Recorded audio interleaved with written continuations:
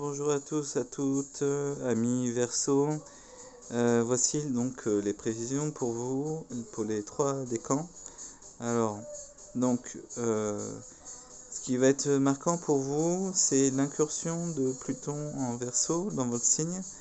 Mais là, c'est pour le premier jour du Verseau, le premier décan, parce que Pluton met énormément d'années pour faire euh, pour traverser un signe. Donc là, il est question du premier degré du Verseau cette année. Donc les natifs du 20, 19, 20 ou 21, ça dépend en fait, ça change chaque année. Mais ces natifs-là, ça va être ils vont être plus impactés que les autres décans, on va dire. Donc pour les Verseaux, alors vous allez avoir la visite de Jupiter en sextile en Bélier.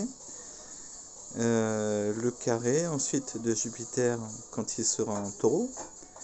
Alors Jupiter en Bélier sera favorable aux 3 décans, Jupiter en Taureau défavorable aux 2 premiers décans, Pluton conjoint au premier décan, mais vraiment le tout premier degré du signe. Pour le deuxième décan, il aura la visite, il aura également un carré d'Uranus, sa planète maîtresse aussi, qui sera encore en Taureau, qui fera un peu des siennes. Et s'il te plaît Odin, merci.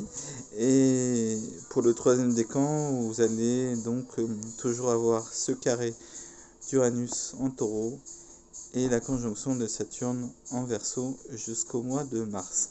Après le mois de mars, vous allez être tranquille avec Saturne. Il va quitter votre décan, il va s'installer en Poisson, donc vous ne serez plus du tout concerné. Donc, alors Jupiter en positif, quand il est sextile en Bélier, alors l'être se sent tranquille et plus joyeux qu'à l'ordinaire. Cela le conduit à une recherche générale d'harmonisation avec les autres comme avec lui-même. Donc en termes d'événements, les aspérités de la vie s'adoucissent, on peut assister à la résolution harmonieuse des difficultés sociales, rencontrer des appuis. Si ces transits n'amènent pas des miracles, ils se traduisent souvent par une sorte de protection qui accompagne l'être, y compris dans les circonstances difficiles. Il y a une adéquation possible entre les désirs et la réalité, il faut la chercher et la trouver. Attention au piège suivant, un climat de facilité peut entraîner l'être à la paresse, au laisser-aller, à l'attente passive.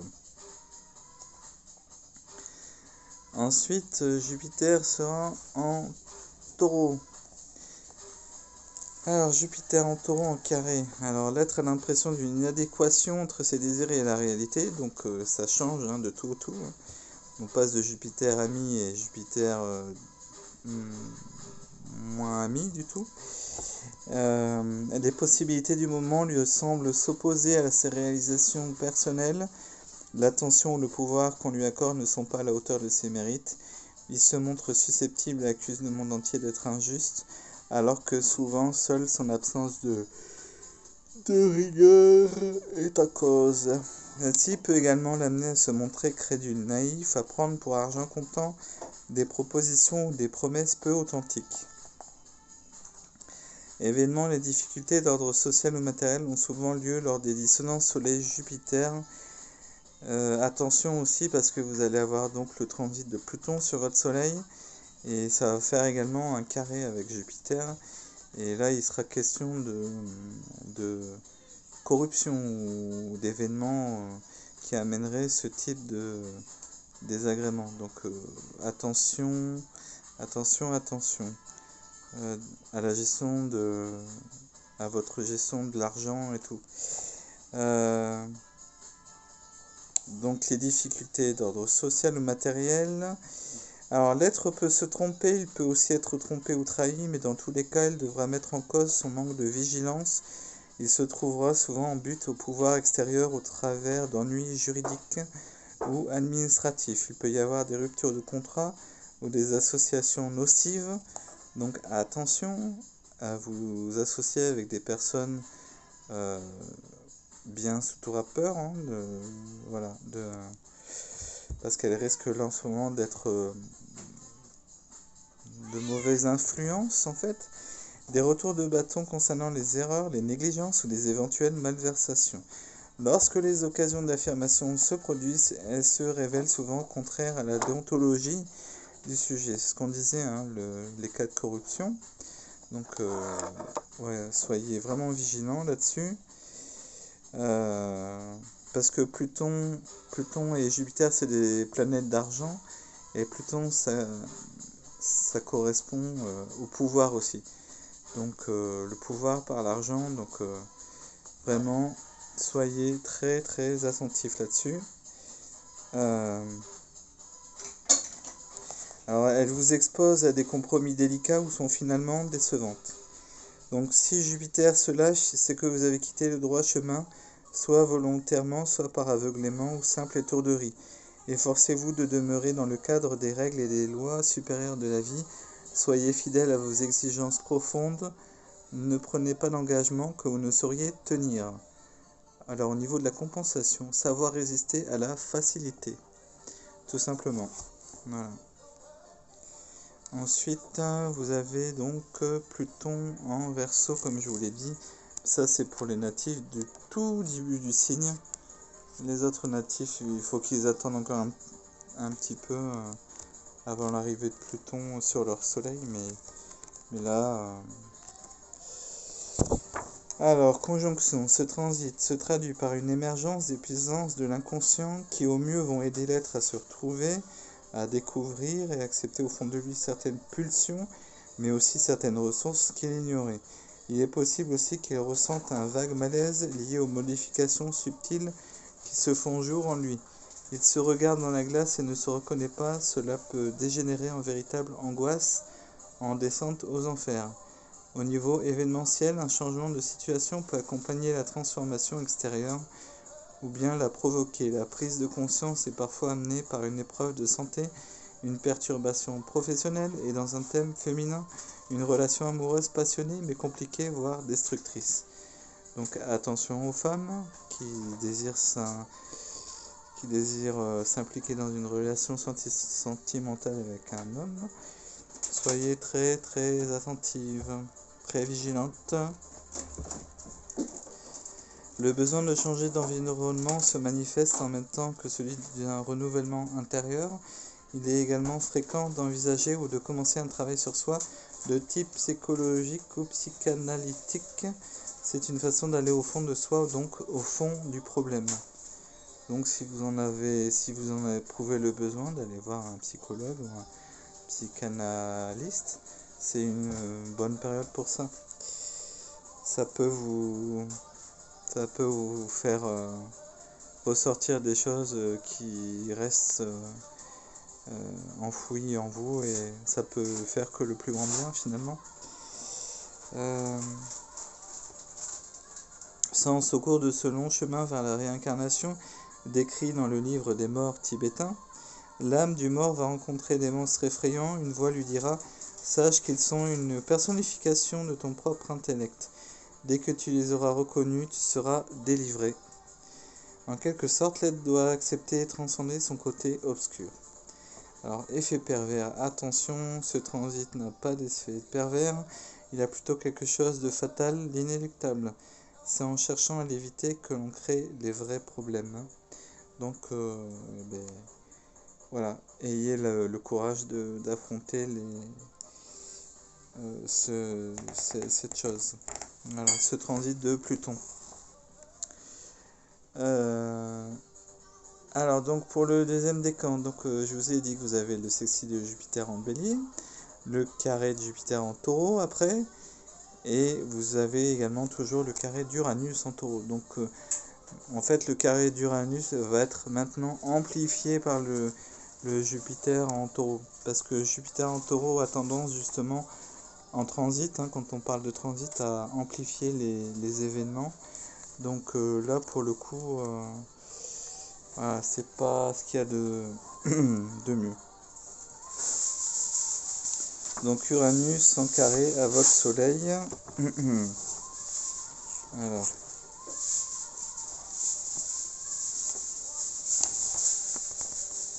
Donc en carré, elle est très proche de celle décrite en ce qui concerne la conjonction, avec une note d'excès, excès d'impatience, d'intolérance, d'agacement face à tout ce qui est ressenti, comme entrave à la liberté. Cela se résume en quelques mots, ça passe ou ça casse. L'être est prêt à prendre tous les risques pour se trouver ou trouver son terrain d'élection. Alors au niveau des événements, la notion de perturbation ou de changement inattendu dans l'existence, la personnalité, la destinée en général se trouve ici accentuée. Il peut s'agir d'un virage à prendre à 180 degrés lié aux décisions d'une autre personne. Donc ça vient de l'extérieur au final. Lié aux décisions d'une autre personne ou bien d'un choix personnel dont les conséquences sont bouleversantes ou difficultés à assumer. Alors les ruptures sont fréquentes sous cette influence conjugale, surtout dans un thème féminin, mais aussi professionnel, social. Et il faut noter également certains accidents touchant la santé. Parce que en fait, après Uranus représente aussi tout ce qui est intervention chirurgicale. Donc ça peut être ça également. Opération par exemple, surtout si l'une des planètes est en maison 6 ou maîtresse de la maison 6 dans un thème natal. Sens, lorsque l'être est touché par un tel transit, il doit savoir que plus il s'accrochera au passé, à ses habitudes et à ses acquis psychologiques ou sociaux, plus les perturbations seront manifestes. C'est pour s'être retourné en arrière que la femme de Lot fut changée en statue de sel. Donc Uranus, il ne faut jamais l'oublier, parle d'avenir. Il parle pas de passé, lui, il parle vraiment d'avenir. Il va... Compensation, lorsqu'une chose est détestable et cependant inévitable, il faut trouver le biais par où l'aimer. Autrement dit, en cherchant bien, vous trouverez quelle prison Uranus a détruite, même s'il a fait sauter votre fauteuil préféré en même temps. Donc faut rester positif finalement. Hein, et faut relativiser, j'allais dire. Voilà. Donc voilà, amis Verseau du deuxième décan. Maintenant pour le troisième décan. Donc pour le troisième décan, donc vous avez la visite de Jupiter en Bélier, donc qui est très bien. Le Jupiter en Taureau en carré, c'est pas pour maintenant, ce sera pour l'année prochaine. Donc profitez au maximum Jupiter en Bélier. Ensuite, Uranus en Taureau en carré, c'est pour vous aussi. Donc ce que je viens de dire à l'instant, vous pouvez le prendre en compte également. Vous avez la conjonction également de Saturne en Verseau qui peut vous plomber un peu le moral. Et ça jusqu'au mois de mars. Parce qu'après le mois de mars, Saturne va changer de signe et va arriver en Poisson.